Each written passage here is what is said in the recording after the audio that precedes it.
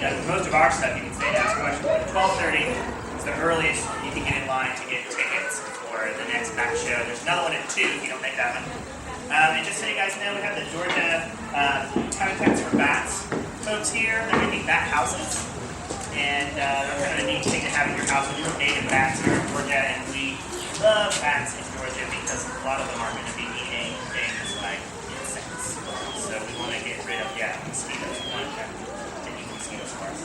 But kind of our theme this month is creepy critters, since it's October. We have a lot of animals from nature that a lot of folks might be frightened of a little bit or might just find a little creepy.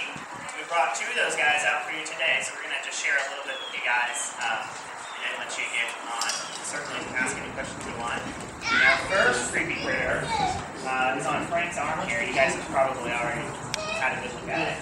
But tell you a little bit about the owl there. Good morning, everybody. Good afternoon already, I guess. No. I'll clean that up. That's creepy.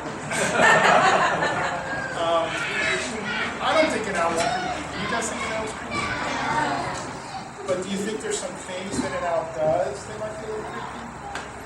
I do. I know one of my big pet peeves, and my brother used to get me with this all the time, he still does. Have you ever been standing there and somebody just all of a sudden appears next to you? Doesn't that creep you out? It creeps me out. So somebody really quiet, coming, sometimes I even do it on purpose. These guys do that all the time. They do what's called silent flight. They can actually fly without making virtually any noise at all.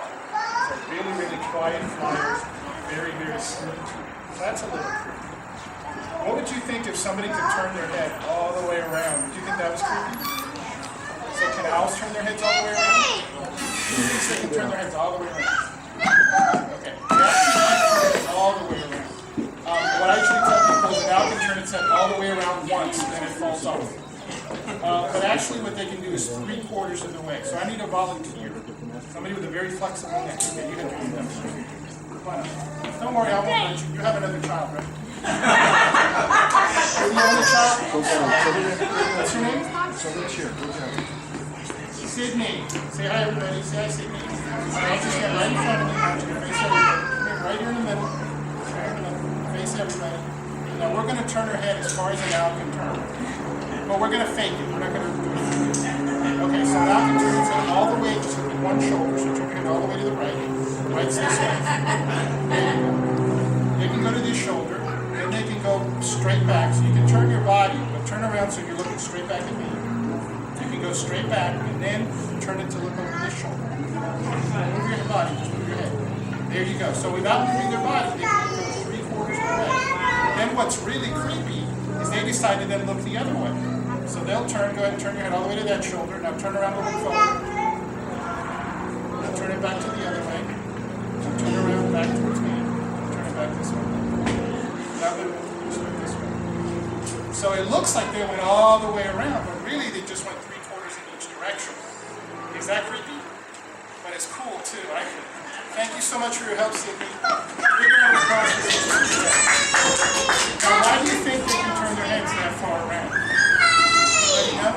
Why can't we do it? How many neck vertebrae do we have? How many neck bones do we have? Anybody know? It's kind of 7. Absolutely correct. You said 7. Absolutely correct. I'm giving you credit for it. That's kind of creepy. 7. Absolutely correct. Almost all mammals have 7. Elephants, giraffes, shrews. Almost any mammal has 7 neck vertebrae. How many do you think the owl has? Do you have more or do you have less? Who thinks they have less? Who thinks they have more? How many do you guess? You think they have 5 more? 10 more? Just give me a number. How many do you think they have total? How many did you say? 14? 20? Anybody think it might be 14? It's 14. Extremely flexible, so they can turn the necks that far. They have 14 neck vertebrae. There's some birds that have as many as 21, like some swans. Those are the ones that can rest their heads on their hips. That's flexibility. Again, that's kind of creepy. Another thing these guys do that's a little creepy is How many of you kids been told by your parents to chew your food? Right? I know my mom still tells me that. Would you stop and chew your food instead of swallowing it? You think they chew your food? No, they can't chew. They don't have teeth. They don't have jaw muscles like we do. They swallow their food whole. So if they catch a medium to large mouse, swallow it whole, the whole thing. If it's a little bit bigger, they'll rip it up into big chunks and swallow that whole. And then you think they can digest and process all that food? No. What happens to the bones and to the fur, the feathers? They barf it up. They cough it right back out. It's called casting to give it a cool name. And we call it owl pellets. But the cool thing about it is the scientists can study it. A lot of farmers, for example, used to shoot these guys because they thought they were going after their chickens or different animals at night. Well, after scientists started studying their cats, they discovered, what do you think 90% of their diet is? Rodents. Reese's Pieces, absolutely. Or bicycles and rascals, as we call them here, because we get them frozen. What do you think is the biggest problem for farmers and people who have any kind of land or have horses or have any kind of food out? Rodents. So they were killing free pest control. So now they've learned that it's a much better deal to leave them alone. Another cool thing they can do is they can see in almost total darkness. Their vision is much, much better than ours, and their hearing is even better. So we're going to do a little experiment. Everybody close your eyes, and I want you to point to my voice. I want you to keep pointing to my voice, pointing to my voice. Everybody pointing at my voice? Keep pointing at my voice. Okay, open your eyes. All right, you guys did a pretty good job of telling where my voice is. We're going to try it one more time. So everybody close your eyes and keep pointing at my voice. Keep pointing, keep pointing, keep pointing.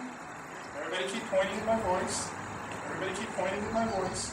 Okay, I want everybody to open their eyes. Not a single one of you went like this.